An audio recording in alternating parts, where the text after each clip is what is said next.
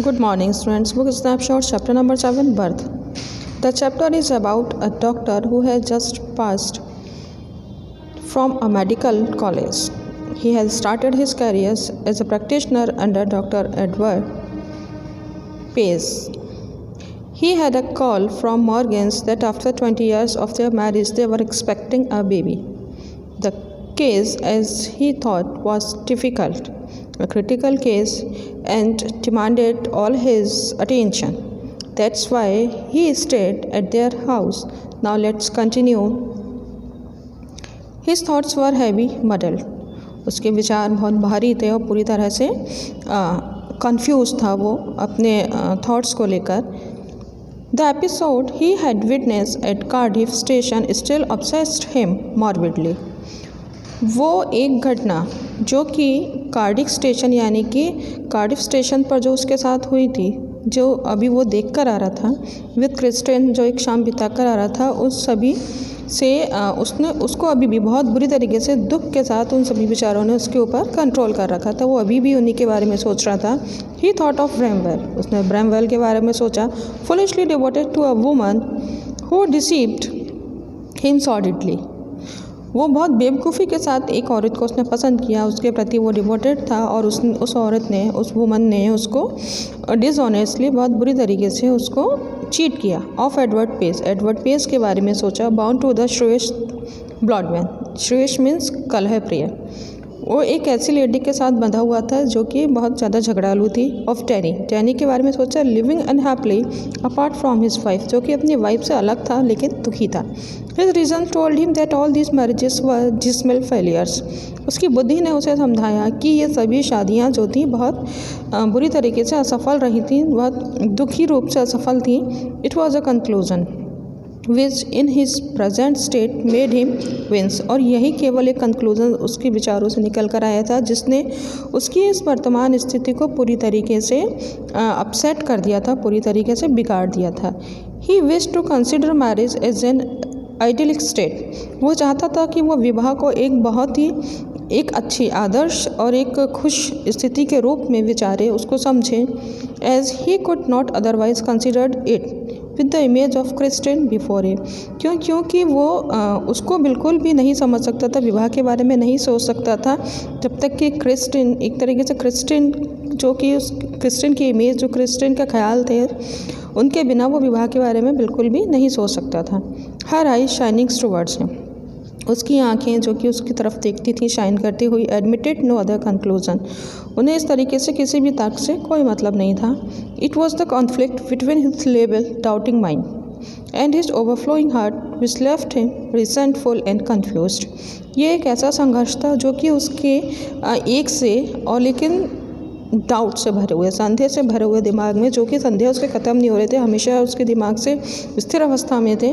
उन संदेह से भरे हुए दिमाग के बीच में और उसके उस हृदय के बीच में जो कि प्रेम से भरा हुआ था, इन दोनों ने मिलकर उसको एक ऐसी स्थिति में पहुंचा दिया था जो कि उसके लिए बहुत ही डिप्रेस्ड स्थिति थी और साथ ही साथ बहुत ही कंफ्यूज स्थिति में था वो.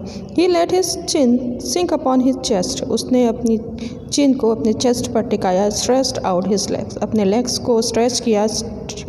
Stared broodingly into the fire. और बहुत ही रिप्रेस होकर, उदास होकर वो आग में देखने लगा.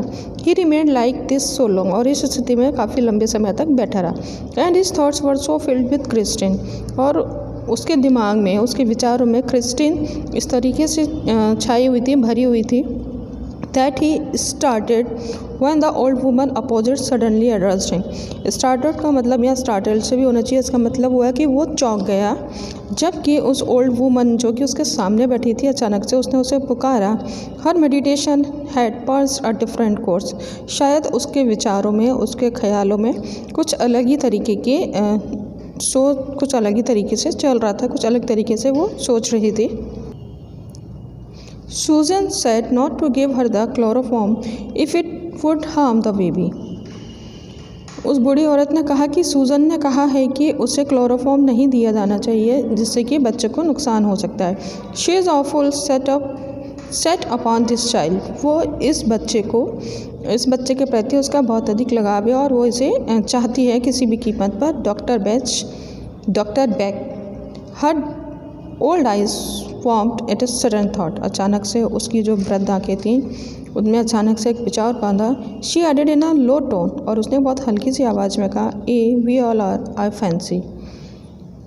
हम सभी इस बच्चे से बहुत अधिक जुड़े हैं। मैं ऐसा मानती हूँ, केवल सूजन ही नहीं बल्कि हम सभी इस बच्चे से बहुत अधिक जुड़े हुए हैं। ही collected himself with an effort. उसने अपने प्रयासों के साथ अपनी चेतना वापस लौटाई, अपने अंदर एक शक्ति भरी। It won't do any harm the anaesthetic, he said kindly, they will be all right. उसने कहा, बहुत काइंडली दयालुता से कहा कि एनेस्थीसिया अगर उसको दिया जाएगा तो इससे कोई भी नुकसान नहीं है, दोनों ही ठीक रहेंगे, माँ और बच्चा। Here the nurse voice was heard calling from the top landing. अब उस नर्स की आवाज़ ऊंचे, जो कि ऊपर सीढ़ियों के ऊपर रूम था, वहाँ से सुनाई दी गई। Andrew glanced at the clock. Andrew ने घड़ी की तरफ नज़र दौड़ाई। विच नाउ शोर 3:30, जो कि दिखा रही थी 3:30 बजा हुआ था। He rose and went up to the bedroom. वो उठा और बेडरूम की तरफ गया। He perceived that he might not begin his work. और उसने वहाँ पर देखा तो उसने फील किया कि शायद अब उस लेडी की हेल्प करने का समय आ गया है। एन आवर elapsed, 1 घंटा बीत गया। It was a long hard struggle, और काफ़ी लंबा और कठिन संघर्ष था। मीन्स उसकी सर्जरी में लगभग 1 घंटा लग गया। Then is the first streaks of dawn straight pass the broken edges of the blind.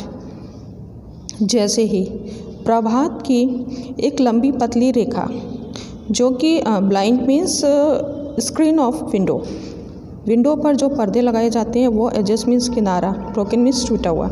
जैसे ही प्रभात सुबह की एक लंबी पतली रेखा किरण उस खिड़की के टूटे हुए कॉर्नर से अंदर आई, द चाइल्ड वॉज बॉर्न। उस बच्चे का जन्म हुआ लाइफलेस। लेकिन वो बच्चा कैसा था? एक तरह से निर्जीव दिख रहा था। उस बच्चे में कोई एक्टिविटी नहीं थी।